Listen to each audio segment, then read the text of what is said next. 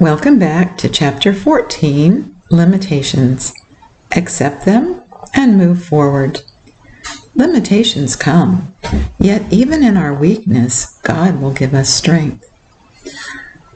2 Corinthians 12:9 says, "But he said to me, My grace is sufficient for you, for my power is perfected in weakness. Therefore, I will most gladly boast all the more about my weaknesses, so that Christ's power may reside in me." Most of us have trouble accepting our limitations. It is difficult to admit we need help, especially in a culture that praises individualism and being the best at everything.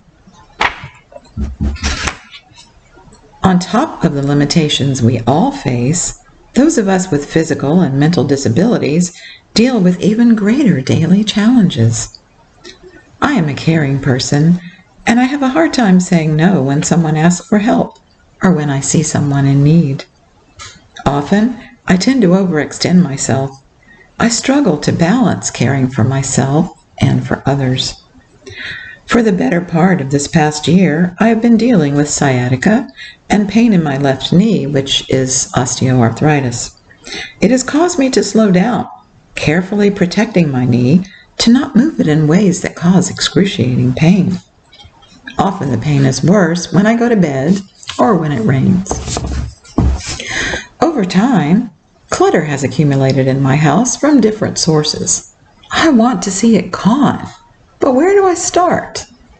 What if, in all these areas, I start by accepting what is rather than wishing for what could be? There will always be people in need, and I must accept my limitations, knowing that I can't help everyone. Something I can do is ask God to show me how to help those He brings across my path. He will give me the wisdom to balance caring for myself and helping others.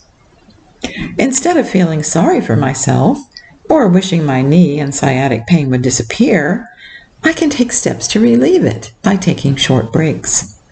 I can also strengthen the surrounding muscles with some exercise, like riding a stationary, recumbent bike.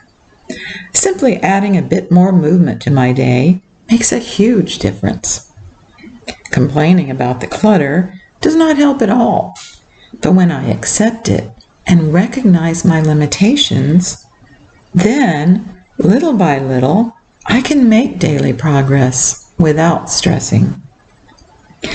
If I can learn to accept where I am in each area of life, I can make plans to move forward one step at a time with God's help. My attitude will be more positive if I begin each day by praising God and asking Him to guide each step.